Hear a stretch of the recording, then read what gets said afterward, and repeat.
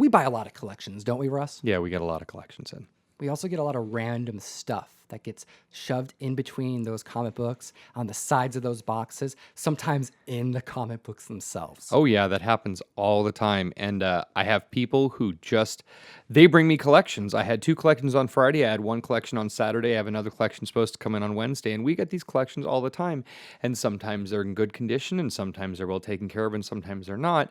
But more often than not, we have some random item shoved into the collection that we just kind of take along with the collection. Let's talk about some of those, Russ, because I know you have some. Oh, yeah. No. Some great stuff. A couple weeks ago now, I had a guy come in, and it was a little big book collection. And for those of you who aren't familiar, they're smaller sized books. They're probably around 150, 200 pages a piece. They're worth a good amount of money, but they're from, the 20s, 30s, and 40s. And it's a lot of this stuff that is low quality, low print run, nice books, but they don't move very quickly. So they're almost always in low grade. Oh, yeah, because they were read by kids. They were, 10 cents a piece when they first came out. And we're talking Depression-era kids, and the only type of information they had, the only type of entertainment they had, and they would just devour by reading. So a lot of them come in and they're not that good a condition. So I had a guy that was cleaning out his grandmother's place, and she had recently passed away, and had some of these and some other stuff. So I bought the Little Big Book collection, but along with these Little Big Books, I inherited a bunch of pyrotechnics manuals. And so how to make stars and stripes, and Pyrotechnics Guild Bulletin. Like fireworks? Like how to make fireworks? Oh, yeah, how to make them. And there's a nice fireworks book here, The Complete Art of Firework Making, and the original by Thomas Kentish, 2nd edition. But I think the original, it says, first printing of this was in 1830. Interesting. Yeah, so we're talking a lot of these fireworks techniques were actually from Independence Day and even before. So like I look at those and go, yeah, okay, that's someone who's just got an interest in fireworks. That's fine, those exist.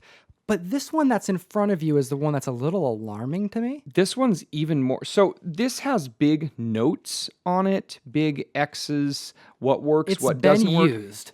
It has been used, and it even says there are things like... What is it? This is the actual formula ratio that you would use to make specific pyrotechnics. We have things called Green Star 25, Green Star 27, Green Star of Lance 16, Kentish page 210. And you can look at these, and this tells you how many parts of potassium chlorate, how many parts of potassium nitrate, how many parts of lycopodium, how many parts of lactose, and how many parts of strontium oxalate it takes to make... God, I actually hear the NSA in my... Hello?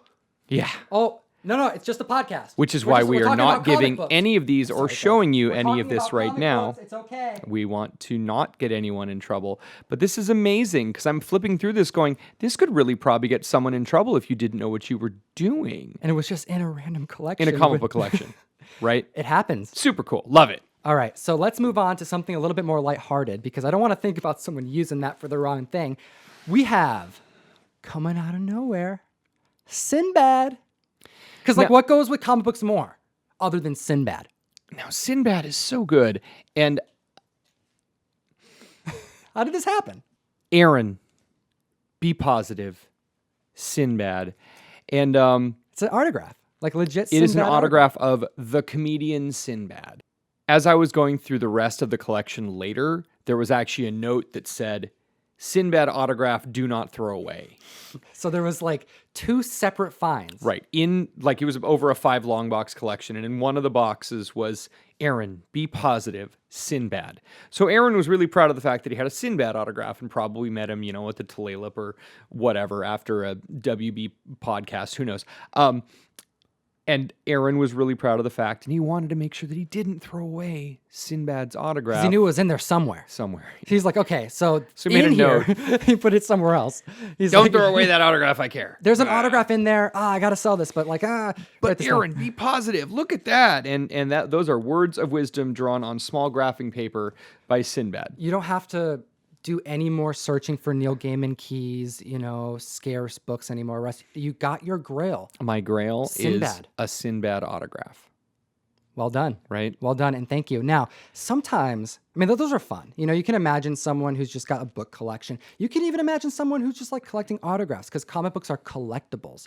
But sometimes we get some really personal stuff. One thing that comes to mind is a prior video that I'm going to link off where we found a like 5-page BDSM The love letter? instruction Yeah. love letter. Now, that was a fun video. It was one of our first ones we did.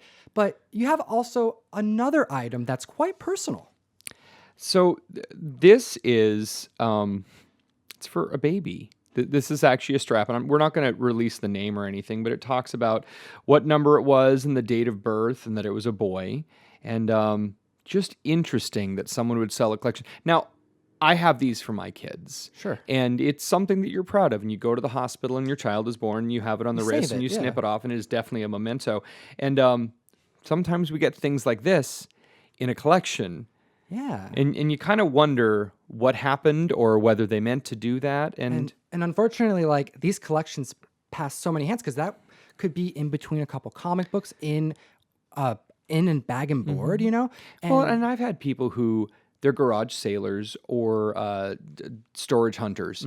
And what they'll do is they'll go around and they'll buy collection after collection after collection after collection and pick out what they want from them and give them to me. I've had storage hunters call me and say, hey, I just bought a storage unit. There were a bunch of comics in there. I only want the tools and the auto parts. Would you come out and help me with the comics? Oh, absolutely. And I'll cut you a check today.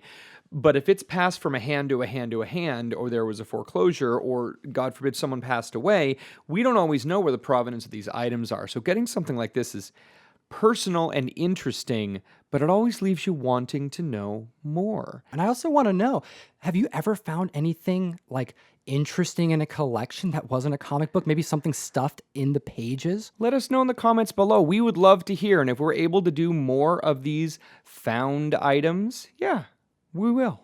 I think this is fun because like items like this that are super personal, it's like it shows just how much a comic book collection means to the collector. That they think of something else like, this is my baby's tag, you know, when they were born. I'm going to put this with my comic books because, you know, where else am I going to put it that's going to be as cared for and nurtured and like organized as possible? Yeah. It's that geek room. It's that comic book long box. And we find stuff like this all the time. Pictures, other types of autographs. I know I have a bunch of stuff. And I know you have other stuff too, because now that we're making videos, we're just stockpiling this. I mean, typically, don't you just throw some of the stuff out? Oh, yeah. I've thrown lots of things out. Not anymore. No, we're going to keep it for content. Just for you guys. Because that's how you geek responsibly. Absolutely. Enough said. Thank you so much for watching the video. Don't forget to like and subscribe. And you can go to geekstreet101.com to get the merch, to get the mail call. What's the mail call? It's a box of comics I send you monthly, and it's pretty dope. You're going to open it up. You're going to be happy. We're all going to be happy. Geek responsibly.